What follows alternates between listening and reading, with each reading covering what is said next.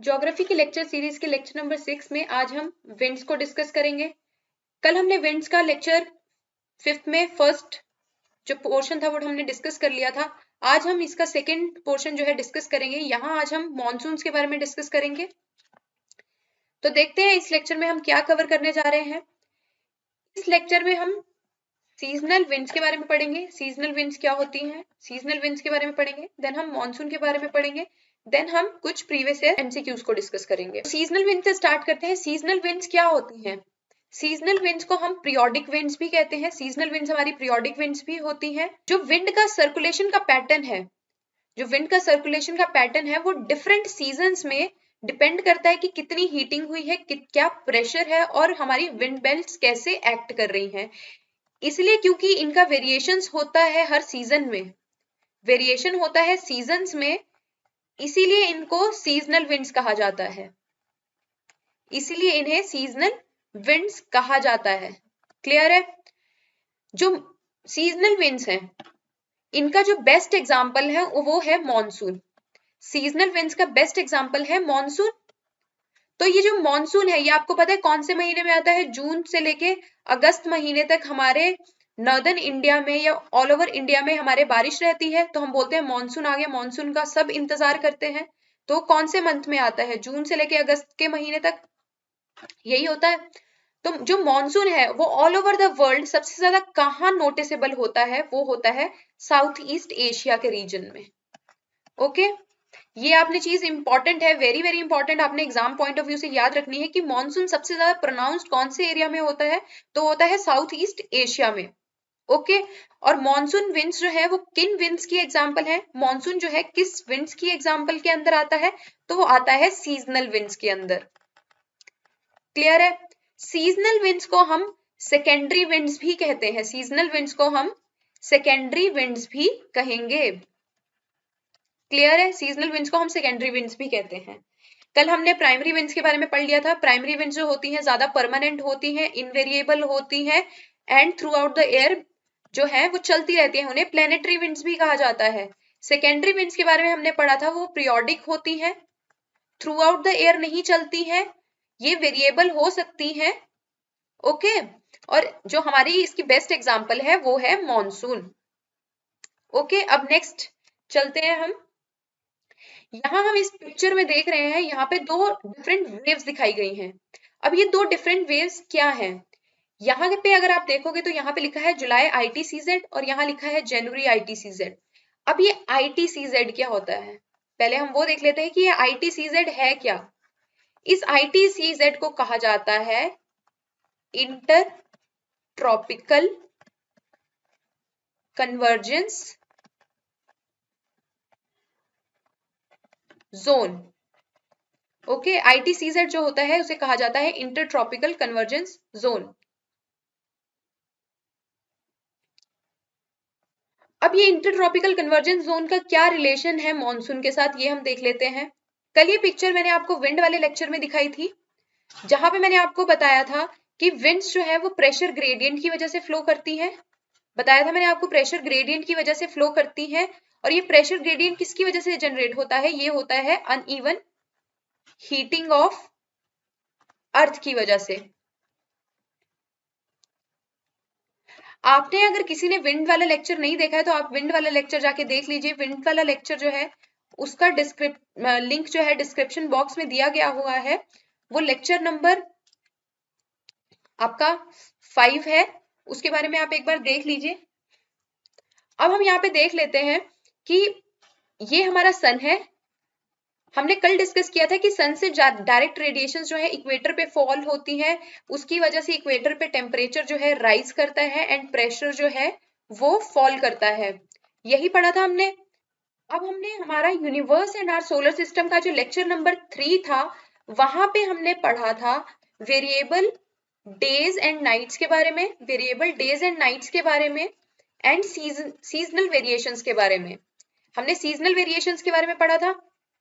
हमने बोला था कि ये वेरिएबल डेज एंड नाइट्स किस वजह से होते हैं। अब हमने देखा था कि अर्थ जो है अपनी एक्सिस पे 23.5 डिग्री टिल्टेड है। क्लियर है? अगर किसी को इसके बारे में ज्यादा डिस्क्रिप्टिवली पढ़ना है या ज्यादा डिटेल में पढ़ना है तो आप universe and our solar system का लेक्चर नंबर 3 जो है उसे सुन लीजिए। तो अब हम यहाँ से कंटिन्यू करते हैं। अर्थ जो है अपनी एक्सिस पे 23.5 डिग्री टिल्टेड है। तो अर्थ जब सन के अराउंड रिवॉल्व कर रही होती है तो हमेशा इक्वेटर पे ही नहीं सन की जो रेडिएशन है वो फॉल करेंगी। जब अर्थ का नॉर्दर्न हेमिस्फेयर, जो अर्थ का नॉर्दर्न हेमिस्फेयर है वो सन की रेडिएशंस के डायरेक्ट जो है रेंज में आएगा, डायरेक्ट रेंज में आएगा। तो समर्स में नॉर्दर्न हेमिस्फेयर में समर्स होती हैं और उस टाइम पीरियड को समर सोलिस्टिस कहा जाता है। ये हम प्रीवियस लेक्चर्स में देख चुके हैं, तो आपने देख लीजिएगा। तो नॉर्दर्न हेमिस्फेयर में जब सन की रेंज के अंदर होता है नॉर्दर्न हेमिस्फेयर, तो उसको समर सोलिस्टिस कहा जाता है। तो इस टाइम पे जो यहाँ पे एक बेल्ट होती है, ये लो प्रेशर बेल्ट जो है ये शिफ्ट कर जाती है जहां पे सन डायरेक्ट होगा। ओके, और इसी तरह से जब सन सदर्न हेमिस्फेयर में जाता है और सदर्न हेमिस्फेयर में डायरेक्ट रेंज पे होगा, जिसे हम विंटर सोलिस्टिस कहते हैं, तब यहां पे जो प्रेशर होगा वो कम होगा। क्लियर है? ये जो शिफ्टिंग हो रही है प्रेशर्स की, ये जो शिफ्टिंग हो रही है, तो ये क्या होता है, जैसे जैसे सन मूव कर रहा है तो इसके साथ एक जोन भी मूव कर रही है। उस जोन को हम ITCZ कहते हैं। क्लियर है?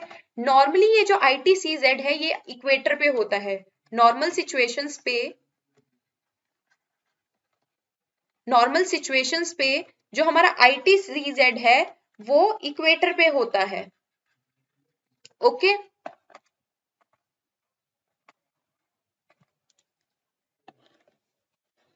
नॉर्मल सिचुएशंस पे जो हमारा ITCZ है वो हमारा इक्वेटर पे होगा।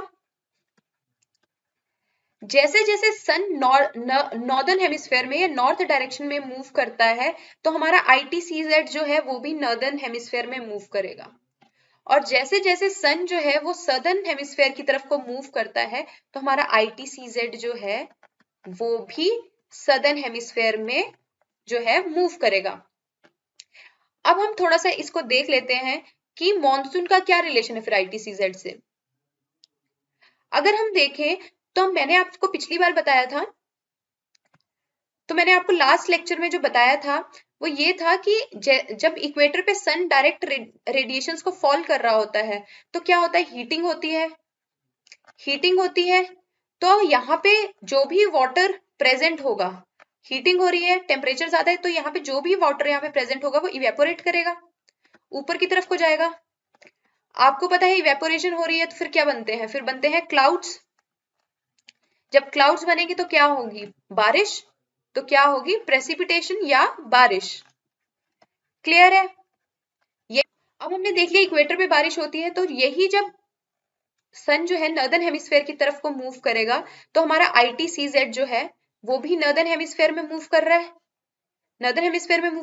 तो यहाँ पे जो भी एयर प्रेजेंट है उसका टेम्परेचर जो है इंक्रीज कर जाएगा। यहाँ पे जो भी वाटर सोर्सेज प्रेजेंट है वो इवेपोरेट करना स्टार्ट कर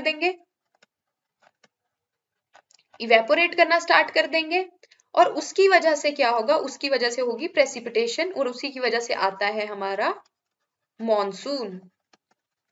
क्लियर है? और यही सेम फैक्टर जब सन हमारा सदर्न हेमिस्फेयर की तरफ जाता है तब होता है। क्लियर है? अब हम आगे देखते हैं। अभी जो है हमारा इंटरट्रॉपिकल जोन जुलाई के महीने में नॉर्दर्न हेमिस्फेयर में होता है और जनवरी के मंथ में हमारा सदर्न हेमिस्फेयर में होता है। जनवरी में ITCZ हमारा सदर्न हेमिस्फेयर में होगा और गर्मियों में हमारा नॉर्दर्न हेमिस्फेयर में होता है। इसीलिए सर्दियों में हमारा ITCZ जो है सदर्न हेमिस्फेयर में होगा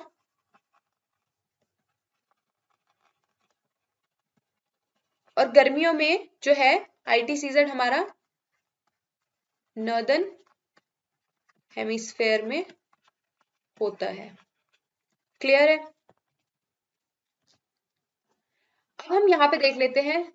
यहाँ पे आपको एक बताया गया है समर्स की कंडीशंस और यहाँ पे आपको बताई गई है विंटर्स की कंडीशन। तो पहले हम समर्स को देख लेते हैं। हमने देखा था कि हमने विंड पैटर्न अपना पढ़ चुके हैं। विंड पैटर्न में क्या था, इक्वेटर की तरफ को जो है हाई प्रेशर जोन से, ये सब ट्रॉपिकल हाई है, ये सब ट्रॉपिकल हाई प्रेशर बेल्ट है, ये सब ट्रॉपिकल हाई प्रेशर बेल्ट है। हाई प्रेशर बेल्ट से जो है एयर जो है वो लो प्रेशर की तरफ को आती है, ऐसी आ रही थी। तो ये आ कौन सी डायरेक्शन से रही थी? ये आ रही थी साउथ ईस्ट डायरेक्शन से, ये साउथ ईस्ट डायरेक्शन से आ रही है। तो जब ये हवाएं सब ट्रॉपिकल से इक्वेटर की तरफ को आ रही थी, तो ये कोरियोलिस फोर्स की वजह से जो है अपने राइट साइड में डिफ्लेक्ट कर जाएंगी, ऐसे होगा। ये हम 3D में समझा रहे हैं, तो ये अपने राइट साइड में डिफ्लेक्ट कर जाएंगी। अब क्योंकि समर्स का टाइम है, तो ITCZ जो है वो इक्वेटर से दूर नॉर्दर्न हेमिस्फीयर में शिफ्ट कर गया है। यहाँ पे ITCZ है, ITCZ है। यहाँ पे हमारा लो प्रेशर एरिया जनरेट हो गया है, यहाँ पे हमारा लो प्रेशर रीजन जो है क्रिएट हो गया है। तो ये जो विंड्स हैं जो हाई प्रेशर से आ रही हैं, तो ये कहाँ की तरफ को जाएंगी? लो प्रेशर रीजन की तरफ को जाएंगी। हमने पिछले लेक्चर में पढ़ा था कि जो भी हमारी विंड्स फ्लो करती हैं वो हाई प्रेशर से लो प्रेशर की तरफ को फ्लो करेंगी। क्लियर है? तो ये जो विंड्स हमारी सब ट्रॉपिकल हाई प्रेशर बेल्ट से आ रही हैं, ये हमारी जो विंड सब ट्रॉपिकल हाई प्रेशर बेल्ट से आ रही हैं, ये जब इक्वेटर तक पहुंचेंगी, अब ITCZ जो है वो नॉर्दर्न हेमिस्फीयर में जो है शिफ्ट हो गया है जुलाई के महीने में, जून जुलाई के महीने में नॉर्दर्न हेमिस्फीयर में चला गया है। तो जो हवाएं सब ट्रॉपिकल हाई प्रेशर बेल्ट से इक्वेटर की तरफ को आ रही थी, वो जैसे ही इक्वेटर पे आती हैं तो वो अपने राइट साइड में जो है डिफ्लेक्ट कर जाएंगी और लो प्रेशर एरिया की तरफ को जो है मूव करना स्टार्ट कर देंगी। क्लियर है? क्योंकि यहाँ पे लो प्रेशर जनरेटेड है, तो लो प्रेशर की तरफ को जो है मूव करना स्टार्ट कर दिया। अब जो है ये हवाएं जब फ्लो कर रही हैं, अब ये देखिए यहाँ पे सी है, यहाँ पे इंडियन ओशन है, अरेबियन सी है, यहाँ पे अरेबियन सी है। तो जब ये विंड्स ब्लो कर रही हैं, तो ये अपने साथ सी के सरफेस से वाटर मॉलिक्यूल्स को ले जाएंगी। ये अपने साथ वाटर मॉलिक्यूल्स को या वाटर वेपर की फॉर्म में अपने साथ ले जाएंगी। और जब ये जा रही होती हैं, तब ये रास्ते में बारिश करती है। तभी आपने देखा होगा कि जब मॉनसून आता है तो सबसे पहले कहाँ देखा जाता है? सबसे पहले ये देखा जाता है केरला वाले एरियाज में या महाराष्ट्र वाले एरियाज में। सबसे ज्यादा पहले मॉनसून स्ट्राइक करता है मुंबई में, महाराष्ट्र में या फिर केरला वाली साइड में। उसके बाद वो पहुंचता है गुजरात या राजस्थान, उसके बाद वो हरियाणा, दिल्ली, हिमाचल, फिर यूपी वगैरह में ट्रेवल करता है। ऐसा ही होता है। अब अगली बार जब मॉनसून आएगा तो आप देखना उसका पैटर्न यही रहता है, सबसे पहले वो करेगा ईस्ट कोस्ट को, मतलब महाराष्ट्र, मुंबई, केरला वाली कोस्ट को हिट करेगा। उसके बाद कुछ टाइम के बाद वो हमारी तरफ को ट्रेवल करता है, या यूपी में आएगा या बिहार में आएगा या हमारे हिमाचल में आएगा। ऐसे ही होता है। क्लियर है?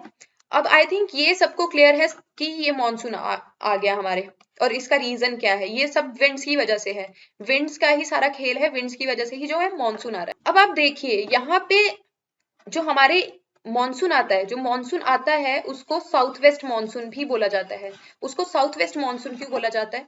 मैंने आपको बताया था कि लास्ट टाइम जब हमने ट्रेड विंड्स के बारे में डिस्कस किया था, वेस्टर्लीज और ईस्टर्लीज के बारे में डिस्कस किया था, तो मैंने आपको बताया था वेस्टर्लीज का नाम वेस्टर्लीज क्यों है? वेस्टर्लीज इसलिए है क्योंकि वो विंड की जो डायरेक्शन है वो वेस्ट से है, वेस्ट से उसका ओरिजिन है। तो साउथ वेस्ट मॉनसून क्यों बोला जा रहा है? तो साउथ वेस्ट मॉनसून क्यों बोला जा रहा है? क्योंकि मॉनसून किन विंड्स की वजह से जो है वो इंडिया में हिट कर रहा है। तो ये देखिए विंड की डायरेक्शन ये है, तो ये सदर्न डायरेक्शन है, साउथ की डायरेक्शन से आ रहा है। और कौन सी डायरेक्शन से आ रहा है? वेस्ट। तो इसीलिए इसको साउथ वेस्ट मॉनसून भी बोला जाता है। क्लियर है? इसमें 2-3 पॉइंट जो है नोट करने वाले हैं। फर्स्ट ये कि ITCZ जो है, ITCZ की मूवमेंट होती है, इसीलिए हमारा जो है मॉनसून आता है। दूसरा जो है विंड का रिवर्सल होता है, विंड्स जो है रिवर्स होगी, विंड्स का रिवर्सल हुआ इसीलिए हमारा मॉनसून आया।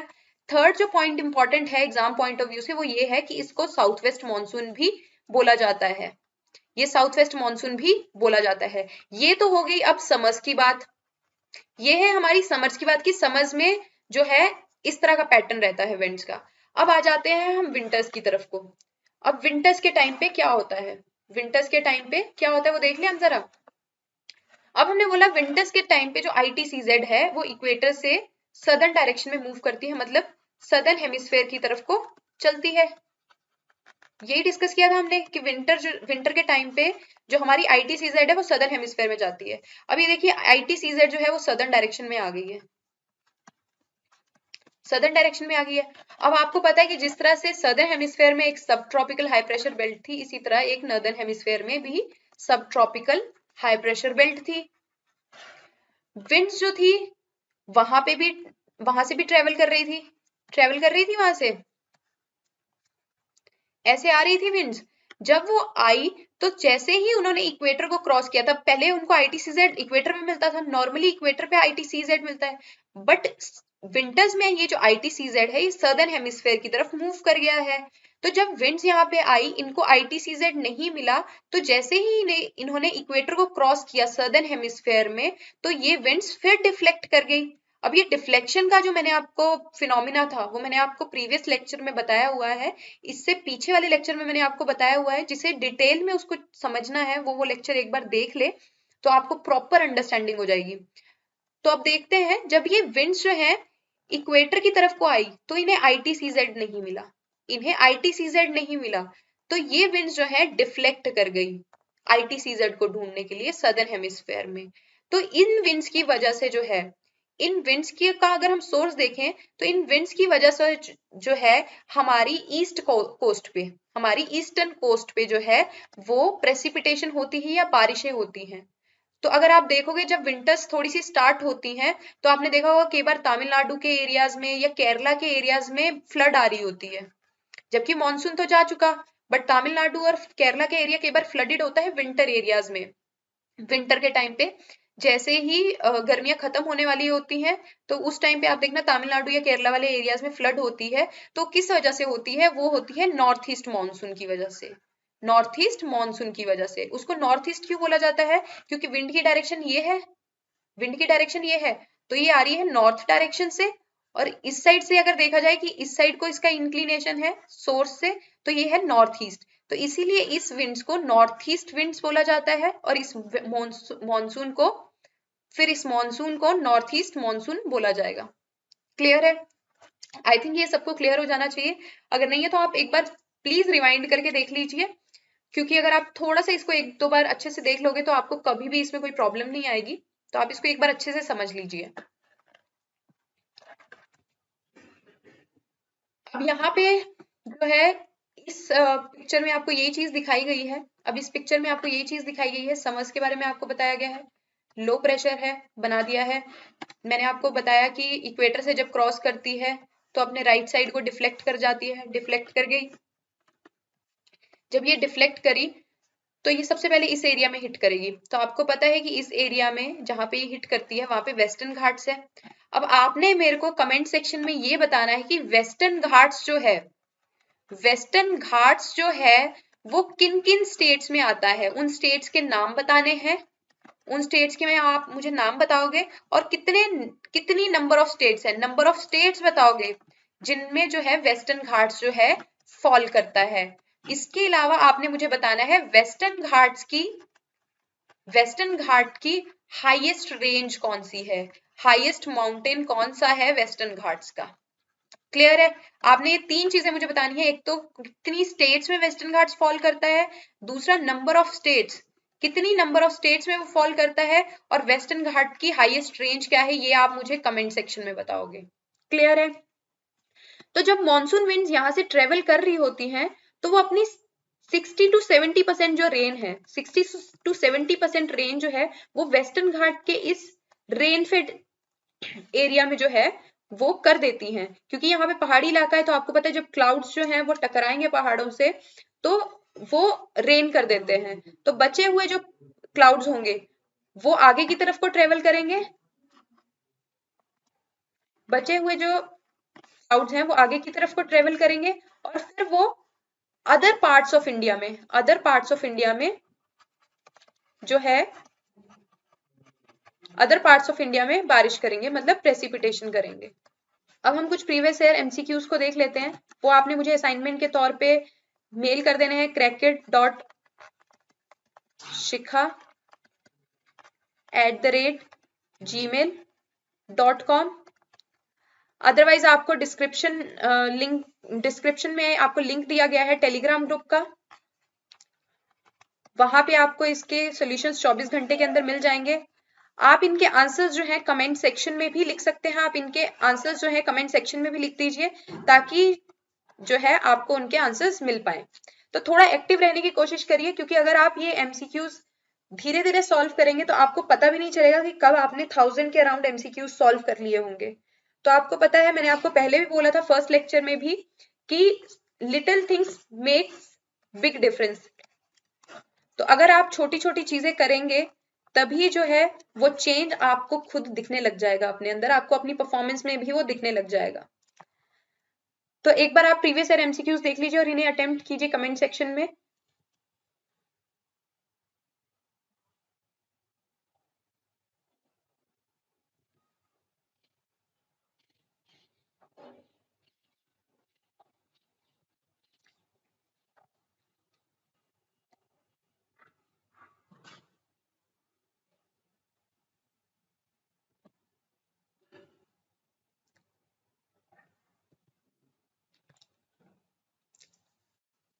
अब हम नेक्स्ट लेक्चर में जो है, यहाँ पे हमने आज सेकेंडरी विंड्स का मॉनसून विंड्स के बारे में पढ़ा है, मॉनसून के बारे में पढ़ा है। नेक्स्ट जो है हम लैंड ब्रीजेस के बारे में पढ़ेंगे, सी ब्रीजेस के बारे में पढ़ेंगे, सी ब्रीज के बारे में पढ़ेंगे। उसके अलावा हम एयर मासेस के बारे में थोड़ा सा डिस्कस करेंगे, एयर मासेस के बारे में डिस्कस करेंगे। उसके बाद हम जो है साइक्लोन्स के बारे में थोड़ा सा पढ़ेंगे। ओके, तो ये हमारे नेक्स्ट लेक्चर की ब्रीफिंग है।